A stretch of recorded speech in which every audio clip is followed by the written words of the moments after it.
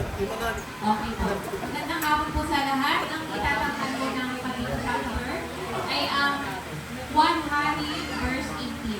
Si Elijah at ang mga propeta ng Diyos-Diyosang si Baal.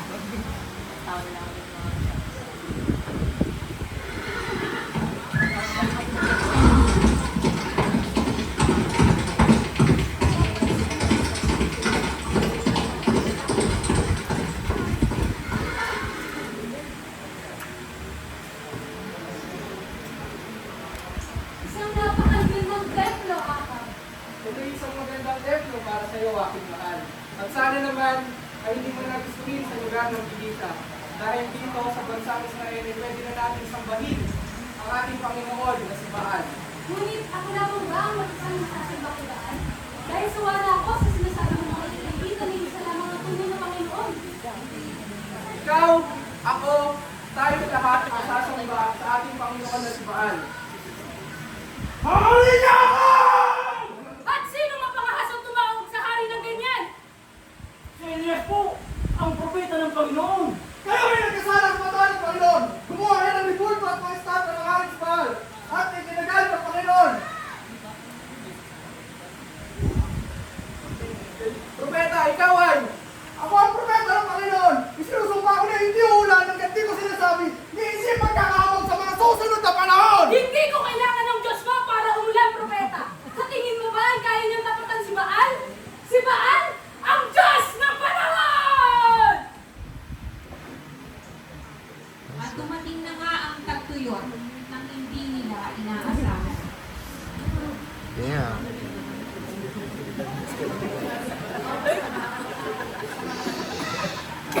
Ayan, sobrang init naman dito. Napakainit. Kawan, nagdagan ng mga alay upang tugunin ng ating Panginoon si Baal ang ating dalangin na lag. Opo, amin.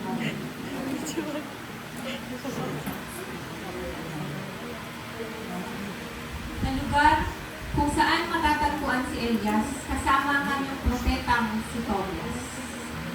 Tobias, halika. Sumama ka sa akin. Saan po tayo pupunta? Kay Haring Akaw, balita ako'y pinapahanap niya raw ako. Bakit tayo pupunta sa kanya? Di ba pinapapatay ka na? Tapos ngayon pupunta tayo sa kanya? Ayos ka lang po ba? Meron akong hamon sa kanya. Parang isang baliksahan. Ang bansang Israel kasi ay sumasamba sa Diyos-Diyosang si Baal at dapat manumbalik sila sa Panginoon. Bakit hindi pa tinatapos ng Diyos ang tagtuyot? Malapit na. Huwag kang mag-alala. Ngunit, kailangan talikuran ng bansang Israel ang pagsasamba nila sa mga Diyos-Diyosan.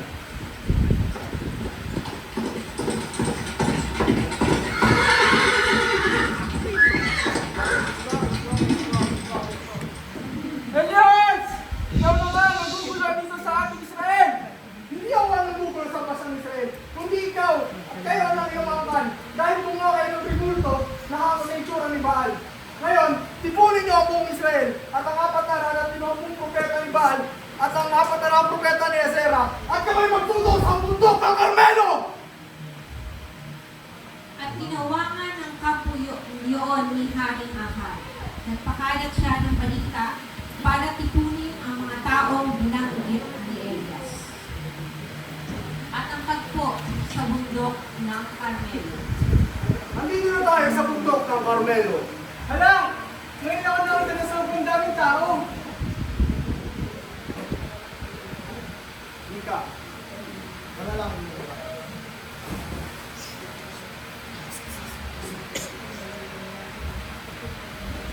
Bakit kaya tayo pinatawag ng hari? Propeta sa Elias daw ang nagpatawag sa atin. Ha? Si Elias? Parang patay naman kami. Matagal naman na tayo walang balita sa kanya. At dumating na nga ang kampo ni Haring Ahab. Daladala ang imahe ng Diyos-Diyosang si Baal.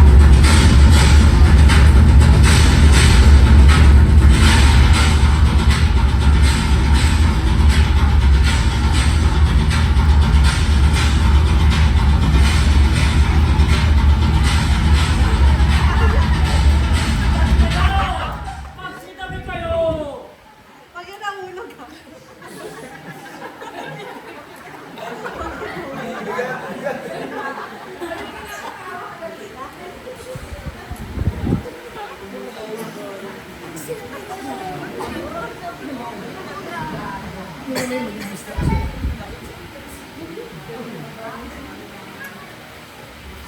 ko alam kung ano ang pinaplano ni Elias.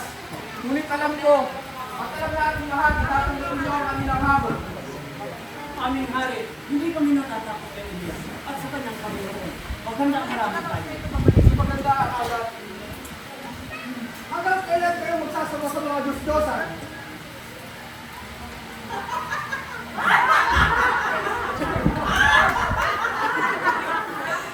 Elias, Elias. Kumuha kayo ng toro at maghanda rin kayo ng kahoy. Buhay sila? Paano nangyari yun? Si Elias nga!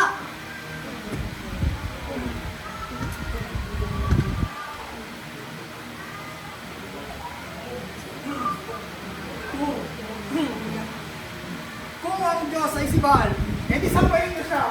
Pero kung ang Diyos ay Panginoon, edi sambahin niyo siya!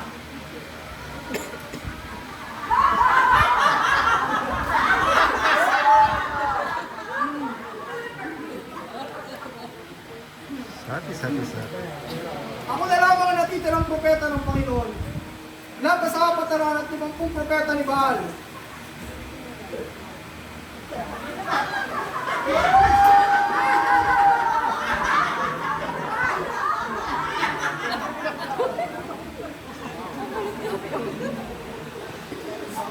Kumuha kayo ng toro at ialay nyo sa propetang Baal. At kumuha kayo ng toro at ialay nyo sa Diyos-Diyosang si Baal. At maghanda kayo ng mga kahoy. At huwag kong sisinda ng ilalim ito. Ganon din ang aking gagawin. Hindi ko rin sisinda ng ilalim ito. At tatawagin niyo ang inyong Diyos-Diyosang si Baal. At tatawagin ko rin ang aking Diyos. Kung sinong Diyos ang tutugon sa pamamagitan ng apoy, ang siyang tunay na Panginoon!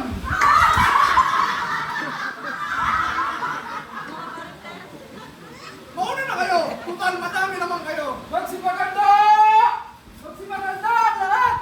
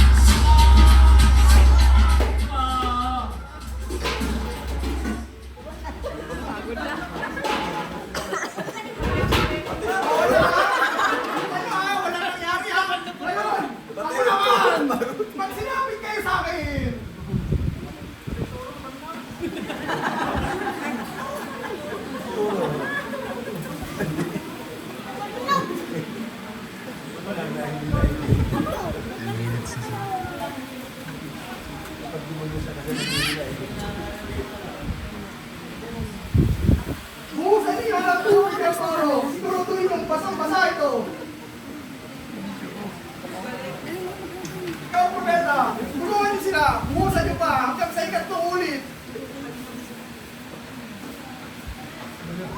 Mabablock yung judges. Mabablock yung judges. Yaman. Sana, paano pa yung magliligat sa akin?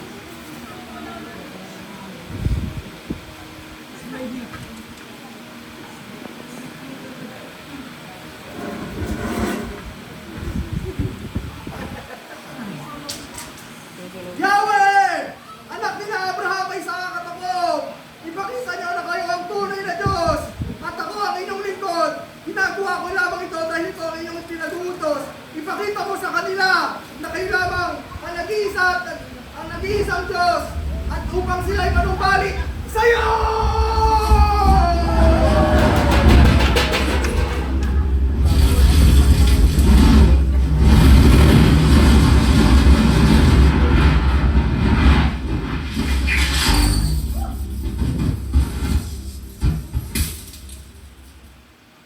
Ang Panginoon ay Diyos! Ang Panginoon ay Diyos!